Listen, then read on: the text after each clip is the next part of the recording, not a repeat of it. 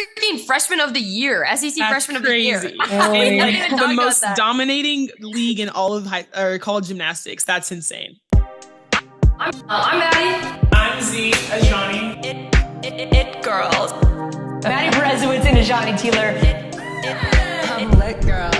Podcast with a couple it girls. Yes, ma'am. Come lit girl. Podcast with a couple. I am right side. Hey y'all, that's Brez and I'm Z, and welcome to the It Girls podcast, where we're bringing you the stories of winning women. And we've had the privilege of winning about 4 SEC championships and a national championship, but along the way, we've learned that every winner has a story. And today we're really excited to bring Kiya Johnson's story to you. So this week's It Girl is Kiya Johnson. Thank you, Kiya. And we would like to thank Mercury, who is the sponsor of this podcast.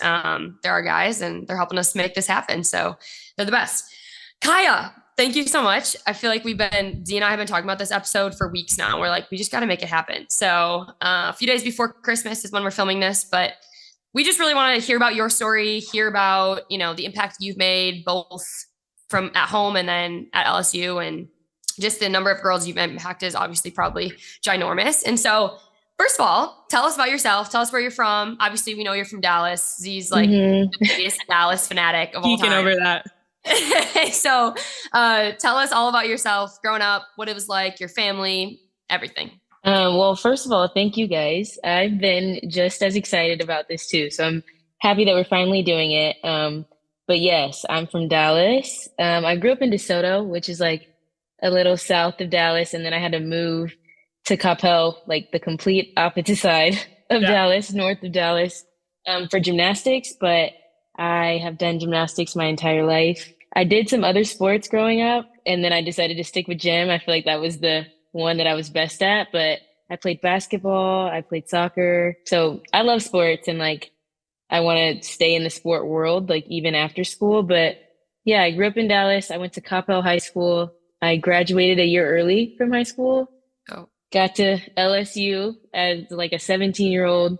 But it's been the best experience. Like, I've loved it so much. And now I'm a senior. It's gone by way too fast. Time flies. Yeah. I'm from Grand Prairie, so I'm very familiar with the DeSoto area. And that's like a big switch, like in all areas from DeSoto to Coppell. So how was that in terms of especially gymnastics? Well, so in like middle school, like elementary into middle school, I did school at the gym. If that makes any sense. Wild. Yeah. We were listening to one of your podcasts and you were, okay, you're probably going to explain. Yeah. Wild. Oh yeah, no, I was just going to say, like, we had classrooms in our gym facility and there was like 3 certified teachers and stuff like that. So we moved to Coppell, but I really didn't do anything except for be in the gym all day. Like, we had practice in the morning, school at like 12, and then practice after. So I didn't really, like, the change wasn't too bad because the only thing that I was really doing was school and gymnastics. But it was definitely a switch because going from like the south side of Dallas to the north, it was a little bit different. But I mean, I enjoyed it. And then I got to go to Coppell High School, which was fun. So it's cool.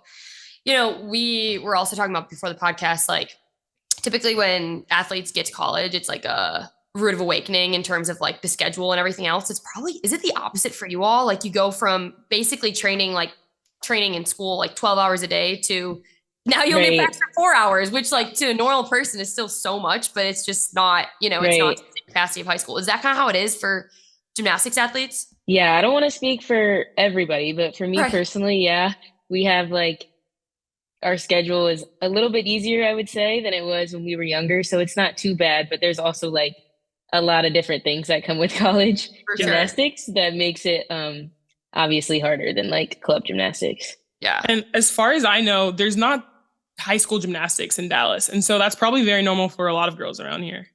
Mm-hmm. Like, there's high school gymnastics, but it's not like at the same level. Right. So there's club gymnastics, which is like kind of the main way you get recruited and stuff. Some schools, like some random schools in Dallas, I think have gymnastics, but it's not like super duper competitive. Right. Yeah. Then Z, I know you talked about when we were talking about this, it's so different than all the other sports in Dallas, right? Like all the other sports, like high school sports are everything and more. So I don't know. Speak on that, Z. Yeah, I always tell her, like, everyone's like, Dallas has the best football players. Dallas has the best basketball players. Even like volleyball, we like some of the best players come out of this area.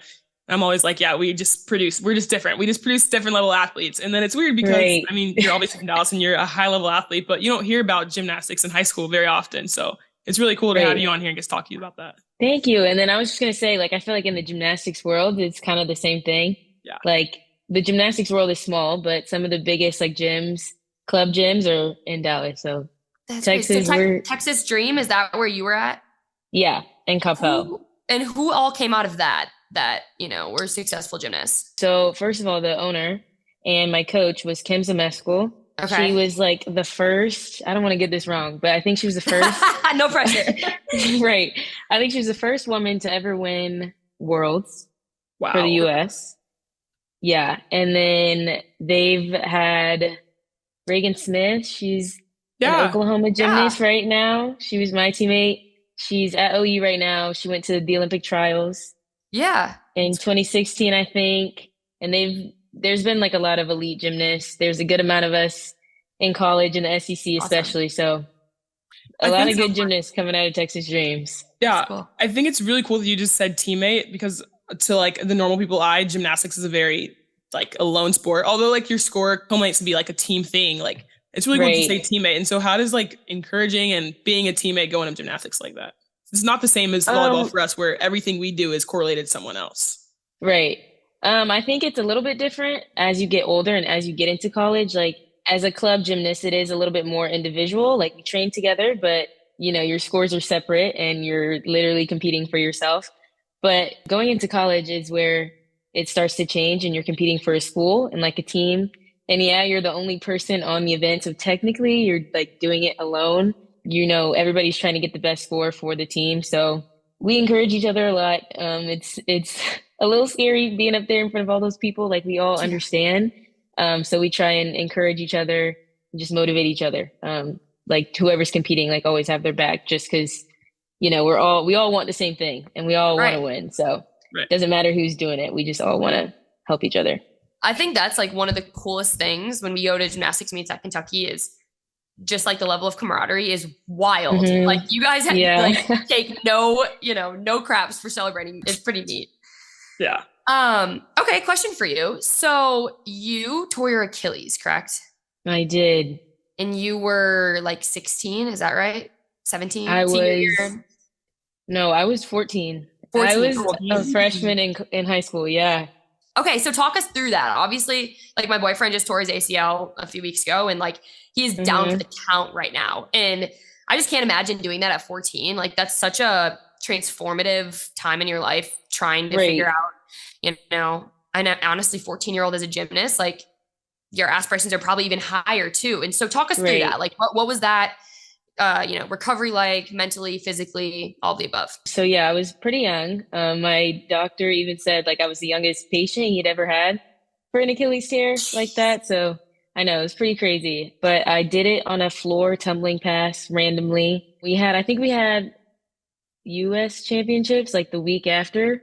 Wow. So we were like gearing up for a meet. I was an elite gymnast at the time and I tore it like randomly on floor doing like one of my easiest passes, which was so weird, but I know it was so weird. But yeah, I was out for a very long time. Obviously I had to do rehab and all that stuff. And PT, I would go, I think maybe like 3 or 4 times a week, but I didn't fully get back to competing until like a year and a couple months later. So then I ended up stopping elite gymnastics and going back to JO and then trying to focus on going to college. So I guess in a way it like shifted what I wanted to do. And I don't know if you guys know what like the difference between elite and JO is. Explain that, because I think like we do, but like a lot of people don't. And there's like levels 1 through 10, correct? Yeah. So levels 1 through 10 is JO gymnastics, and normally like level 10s get recruited to go to school and compete in college. And then elite is like the Olympic level track. So so I was on that track, and then I tore my Achilles and like grew up a little bit. My body changed. Like I was in that phase. I was 14 growing up. So I decided to switch over to JO and just focus on college. But in a weird way, it was like one of the best things that has ever happened to me. Like looking back on it now, obviously in the moment, it was so hard. And just not fun. Like it sucked, Mhm. but looking back, like I don't think I would be where I'm at if I didn't, go through that when I was that young. So Yeah. Right. We And sorry, go ahead, Zee. Brez. Go ahead. I was just gonna say, like, we know you're a believer and we're both believers. And so is that exactly Yeah, what I was you're gonna say. Taylor? And so, it's like we are such advocates for like everything happens for a reason. And when you're 14, it probably felt like the end of the freaking world. And so right. just like being able to see the positive outlook in it, and God speaks loudly when we're in our toughest times. So that's pretty neat. And Brez can probably attest this at some point as well. Like when you're sitting on the sidelines and you're forced to take on a different role and you're forced to watch and to actually learn, it kind of is more beneficial almost, and maybe not realistically, but more beneficial than actually being on the floor. And so I tore my meniscus when I was in high school and I was probably 16 and I was out for 6 months, and just having to sit there and watch and learn and give feedback that I probably would never give is really helpful. Right. I agree. I feel like those are like the moments where you grow the most. Mhm. You know what I mean? Not feeling like, this is where I'm supposed to be, but like you have to learn to like grow in those positions. So I agree with that. Right. Right. All right. Moving on. So you have a little sister, Casey, correct? And I do, she's yeah. a gymnast now. And I think it's really interesting. I have a brother, he's 14. And so it's really cool kind of watching them come into their own. How is her being a gymnast, watching you helped her in her career? Okay, well, she actually stopped recently. She did. She did, cool. which is like another little way of her coming into her own. Yeah. But she actually started playing volleyball. Love That's it. what we want to hear. That's so cool. She literally just left her house with my parents to go to practice, but she's starting now. She's starting at like Premier or something in Dallas. So she's really excited. But yeah, she did gym for a while and she enjoyed it, but it just wasn't, exactly what she wanted to do. So now she's trying volleyball. So we'll She's see. a little bit taller than exciting. you. We're about the same height right now. And she's like, she's like 14. So she's going to be taller than me.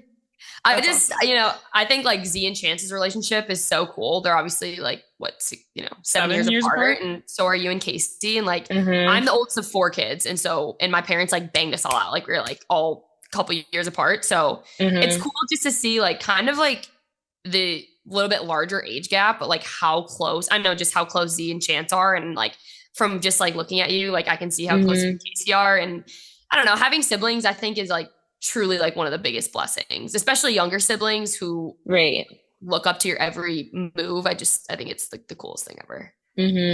Okay, so let's keep going. Tell us about your college experience. We know you had your head set on a different school and then decided to end up at LSU. So talk to us about LSU. Like, what do you love? What has been your favorite moment so far, and kind of what makes your heart set on fire? I love everything about LSU. It's definitely hard for me to like pinpoint something, but I guess what initially like drew me in after I like decommitted and everything was like the culture of the team that was there at the time. Like I looked up to all of them. They were amazing. And then just how close they were to each other was really cool. And I wanted to be a part of that. And then also outside of like just LSU gym, LSU athletics is like super duper cool. The community and the fans are like super supportive and just love sports. So, I mean, I just wanted to be at a place that was very supportive and, continuing to grow in all sports, especially a sport like gym. So yeah, I love it. I've loved every minute of it. I got to campus as soon as possible. Like I said, I graduated early.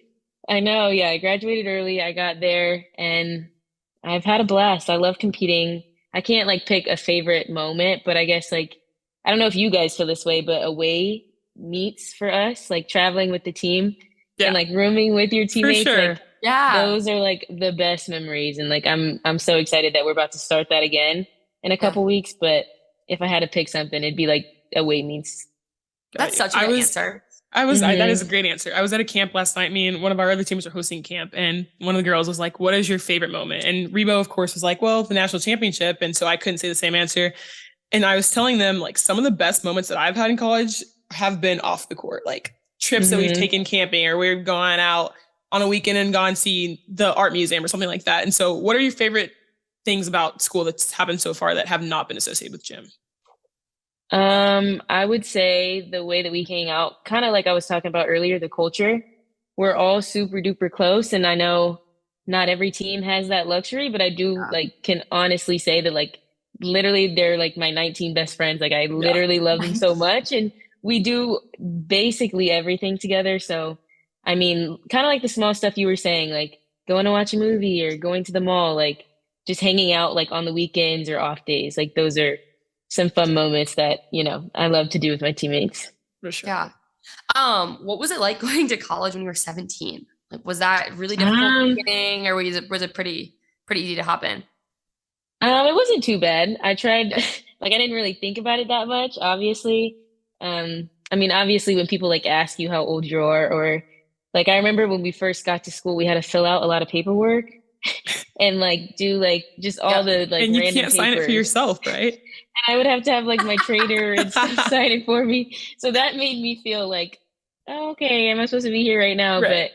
But other than that, like I didn't really think about it. We did have one of my teammates, she was like 23 at the time. She had like redshirted, I think twice or something. So it was like a really big age gap. But other than that, like I didn't focus on it too much. Gosh. Kind of something we haven't even talked about yet, which is ridiculous, Z, is you're a freaking freshman of the year, SEC That's freshman crazy. of the year. Oh, yeah. Even The talk most about that. dominating league in all of college gymnastics. That's insane. Yeah. Thank you. That is the coolest thing. And if you're, we just can tell by who you are that you're humble and that you probably don't like go flaunt that. But I probably shouldn't swear on this. Shoot, I probably would. Anyways, so that is obviously an amazing accomplishment, but that was during COVID too, wasn't it? Yeah. The Our season got cut short. like, yeah. Okay. So Mhm. talk us through that. Like, obviously that probably was just like gut wrenching. I know you were a freshman, like obviously for those seniors, like it really sucks too, but talk us through like that season and how tough that was. And then just like being an athlete during COVID, it was really hard. Like I was quarantined 5 times. Like I was in a hotel for 5 weeks of my fall semester. And, Z had a few false negatives. Like everyone just like had this like really crazy experience, especially in college athletics. So talk us through that year, 2020, 2021, I guess, and what you kind of went through. Yeah. So 2020 was my freshman year. Yeah. And it was super duper fun. We started the season, like everything was so new. I was so excited. And it was going great. And then COVID hit, like, I think it was like the week of our senior night. So we had to meet that weekend or that Friday. Some people's parents had already come up. And so we were told like practice maybe on like a Tuesday that like we're going to have to go home and we don't know when we're going to come back. So that was like just really confusing for everybody. And really sad, but we were able to do a little like fake practice meet in the gym for our seniors, and like some of our parents were there. This is So not. it was, I know it was really, really sad, but that's how they had to end their careers. So it was just it was a weird time. And then we went home for however long, I don't even remember at I this felt point. like 10 years. I don't know. Yeah. No, it really did. Like, I can't even remember, but I just remember going home and like being so sad because the year was going so well. We had postseason coming up, and like not being able to experience that was really hard. And honestly, not really knowing why and like when we would be able to get back or when it would happen again. So it was definitely hard being home, but I was super excited to just get back to school. And when we got back to school, it was so fun. Like I loved it. But like you said, we had so much going on, all the COVID tests, like multiple times a week, multiple times a week, right before we traveled, when we got to places, like it was so much. I think I got COVID like the week before we started that season. It was so confusing. I didn't know if I was going to compete. Our team didn't end up competing because like half of our team had it. Like everything was so weird and like so chaotic. But I mean, we were just all grateful to be back and able to, compete. And so it was a lot, but we got through it and, still had as much fun as we could have. So yeah, for sure. And like looking back, I think like one of the worst parts about all that is like there was so much different information that we didn't know what was true. It's like, if you get this strain, you're not going to be sick. If you get this, you're going to be really sick. If you test positive this day, you might get out this day. It was like, we don't really know what's true and what's not. So that was really horrible. Yeah, no, it was crazy. It was crazy. It was crazy. It was crazy. All right, switching gears a little bit. So volleyball, and as recently it's kind of changed. It's kind of become more diverse. It's like a predominantly white sport. It's dominated by a lot of white girls. But recently it's a lot of black girls and of all ethnicities are starting to come out a little bit more. But you play a sport that is also predominantly white. How do Yeah. you take that and kind of try to inspire girls that look like you and younger girls in that position? I would say just kind of like you're saying, there's a good amount of Black gymnasts in college nowadays compared to the past, at least. So it's growing, and more gymnasts that look like me are competing at like these high levels at these amazing schools, which is inspiring for me. So like even looking at people who are maybe even younger than me, like being at a school, just doing the thing is inspiring for me. And I just try to show other little girls that look like me that, you can do it. And like, I feel like representation is such a big deal. Like it matters so much, and it's so cool to see people doing what you want to do that look like you. So I just try and, I don't know, set the best example that I can. I know I don't know like every young little Black gymnast, but I just try and be a good example so that they, can see that, they can do it too in the future. Absolutely. Amen. And you guys are. And that's the thing that's like so cool is I'll go on Z's phone. I love going on Z's phone. She gets mad at me about it. But like she has all these DMs from all these little girls. I'm like, this is so cool. And yeah. We make fun of Z for not responding to messages very quickly, but she does respond to them. So girls notice. And it's like, it's really cool how the landscape's changing for sure. Yeah. Mm-hmm. Even to like more an extent than we even can tell at that camp I was at yesterday, there's so many little girls that like shaking, wanting to meet you. And you're like, I'm a regular person. Like, why are these girls shaking? Mm-hmm. But the impact we have on these people is insane. So. Right. No, I agree. And then like we had our little Gym 101 meet. I don't know if you guys saw like some videos of it, but we had our autograph session afterward. And I was like, I don't know if it was like nostalgia or something hit me. And I was like, I remember like being in these little girls' shoes, like super excited.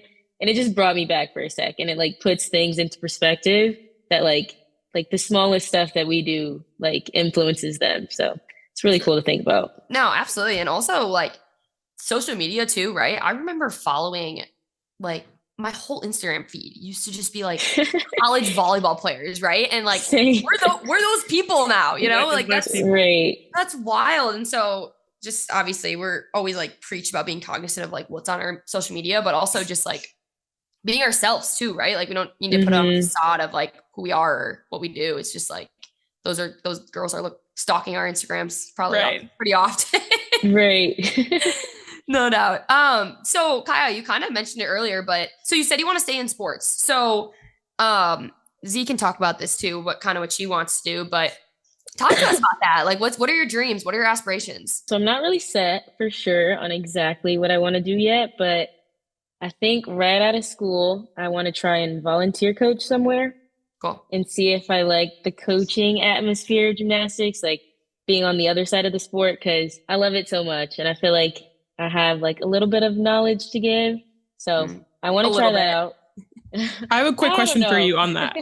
So like coaching, what does coaching look like in them gymnastics roles? Like coaches aren't calling plays or that kind of thing. So what does that look like? Right. Honestly, it just depends because so two of my coaches right now are women who competed in college. Actually, one of them went to the Olympics also, but they, have the experience under their belt. Like they know exactly what we go through. They've done it before. Right. And so I would say one side of it is that and like being able to relate to the athletes in a way. Because I take like everything that they say to heart because they've literally done exactly what I'm trying to do and like both been on winning teams, which is something that I've not done yet. So like I really like use their experience and their like what they tell me and take it to heart. And then I would say the other side of it is just I don't know. I feel like it's who like I have two male coaches on my staff. They never did gym. I think one was like a basketball player. That's crazy. But he just got into the sport right out of school and coached at like club gyms, was like a really good spotter and like worked his way up. So I feel like it goes both ways. Like you don't have to do the sport, but like if you do, like that's also really good because you have experience. But I don't know. We'll see. I'm going to try it anyway and hopefully it works out. Yeah. So then ideally you'd go like volunteer and then a lot of like athletes go and be a GA. Is that something you'd maybe be interested in as well? Yeah. Yeah. So I have another year of school, another year of grad school. So I don't know if I'm going to take like my 5th year for gymnastics or if I'm going to do like the GA so I can like learn a little bit before I leave. So I have to see Yeah. about that. I don't know yet. Yeah, that's tough. That's really tough. So we talk a lot about giving back and kind of giving back to our community. And we saw that you did a foundation to raise money for brain aneurysm research. Talk a little bit about that and what kind of drove you to do that. So I got a DM from this woman who, and I've seen this before, like in the years prior, but this woman who was just trying to spread awareness about brain aneurysms. And that gymnast, she was a college gymnast at one point, and like it just happened out of nowhere, which was really, really sad. And I remember talking to my teammates, and we're like, just put into perspective, like how short life was. Like, you know what I mean? Like those random moments that like make you realize and like just think about stuff like that. And so, I don't know, in that moment, I just wanted to do anything that I could to help. And, you know, with the big following that we have, I felt like it was necessary to put that out there for, you know, a lot of people to see. Right. Wow. Yeah, there's like a kind of a weird balance for us of we have these like really cool platforms that we can do those things. And it's also like we're just like asked of a lot too. And like those are the things that are important and that we want to share. And it's just like doing more and more of those things and kind of putting our mouth where our heart is the part that matters. But it's not always easy either. So talk to us about NIL a little bit. Like obviously that's, you know, why we're doing this podcast is because NIL is a thing, and it's like, it's there, it's growing, like it's so active, and Z's like one of the best volleyball players in the nation right now. And so he hates when I say that, but like she is, and you're one of the best gymnasts in the nation. And so like people like you guys and people like me, like we have a really cool opportunity. So how do you see in the gymnastics space, like right now, where is it going to go? You know, where's there potential for growth? You know, where have you seen it grow in your own life? Like things like that. It's been really fun. Obviously at the beginning, I feel like it was a little weird just because like all the rules kept changing. I know at LSU, like it was like different each week at the beginning. So it was a little confusing and a little intimidating at the beginning, I feel like, for me personally. But it's been really fun to just like connect with different brands and things that, you know, I personally use and enjoy, and just like building those relationships that, you know, you couldn't do in the past. So I've enjoyed it a lot. I feel like a lot of people in the gymnastics world have enjoyed it as well. Yeah. And done some really cool things. One of my teammates. You and some of your teammates, right? Yeah. I was just about to say that. She is doing it. Like she's all in. She's doing it. Yes. And doing it well. She's For sure capitalizing on it so much. And like, it's just really cool to see because, you know, previously, and I don't know about volleyball, but for gymnastics, we don't really do anything after school. Like it's just college is like the main thing. So it's just cool to see that we can start to, you know, capitalize on how well we've done or how far we've gotten, even though we don't have like a pro afterward. So I've enjoyed it. I think it's been fun. That's awesome. Yeah. Z and I were talking about Livy, and like I have influencers that I just like adore that I follow, and they have like these whole teams, like, you know, creative teams, marketing teams, accountants. Like I'm sure like Livy has to have those people because she, you know, she has such a following that I'm like, I don't know how she does that. And then like film treatment, like all like the everyday stuff too. Right. I know people just see her like either competing or like doing her TikToks or her Instagram and stuff, but like how often she has to post, like how on she is about it. She has people like texting her when to do all this stuff. And I'm like, I personally don't think that I could do it all. I don't think like, I could do it. Think that I could handle all of that. So we saw her on an ad in Lulu or Vori somewhere. Vori, yeah. On TV. In a store. She literally comes up on my TV sometimes.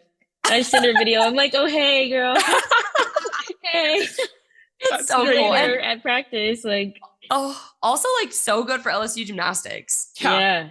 Like, I mean, you all have, that's and like, I feel like for the sport as a whole, like I feel like for sure college gym is big to a certain extent. And I feel like, you know, she's definitely helping put like college gymnastics up there along with other people. But yeah. Yeah, for sure. For sure. You guys are easy to love, like gymnasts. I don't know. Yes. Our gymnasts, like we just like adore them. And so, you know, it's just, I think it's just a culture of good people. You know? Yeah. Oh, thank you. I've always said, and I'm not just saying this because you're on here, I think gymnasts are the most athletic people on our campus. Football, basketball, like soccer, tennis, baseball aside, you guys get it done. like at all levels. So it's impressive. Thank you. And your bodies are like rocked for that. So Yeah. you guys, And they hurt a lot. I'm Yeah. sure. I'm sure. Okay. Do you want to ask our fun final question? All right. We just want to know, Kiya, what is your best piece of advice for anyone listening? Ooh. I would say whatever you're going to do, go for it like 100%. Because I feel like for me personally, I don't think I was as confident in myself like when I was younger, and I doubted myself a lot, like in the gym, out of the gym. And it's taken me a while to get to this point, but like I feel like if you give everything you have, like you'll be successful. And I feel like I've seen that in my own life in a couple different ways. So I would just say if you're going to do it, if you're going to go for something, just do it with everything you have, and you won't regret it because you tried your best. So that would be my advice. Love it. Amen to that. Sadie Robertson like has one of my favorite podcasts, and Z and I listen to it all the time. And she always ends with that. And we were like, that is just so good. Like, I feel like that's just valuable for anyone listening to any podcast. So yeah. Great. Thank you for that. That's great. Yeah. Thank you so much, Kiya. That was great. This is awesome. Thank you guys. This was fun. I enjoyed it a lot. Good luck the rest of the season. Kick butt. Thank you. Yes, we will be watching. I've seen all of your practice meets already on your story. I'm all over it. Oh, thank you so much. You're welcome. When I'll try to make you guys proud. You guys come to Kentucky or no? Yeah. Wait. Yeah. Hey, when? It's our second meet, I think. Our first meet is the 6th, and then we'll be there that next Friday, I think. And it's like the big one. It's like the Excite Night. Like, I'll be there. I think so. I think. I could be wrong, but I think it's the Excite Night. Oh my gosh, Excite Night is so cool. It's so fun. Like, we're just like so jealous of them that they get to do that at Rupp. But it's neat. It's good for the sport. Again, it's really good for the sport. So I won't be there. I'll be in negative 50 degrees Wisconsin, but Z will. I'll be there. Okay, we got to take a picture. I got to wear a Kentucky shirt, but I will be secretly cheering for you. Yeah. Thank you. Yeah. Awesome. Thank you, Kiya. Good luck this season. Thank you so much, Kiya. Thank you, guys. See you later. Bye.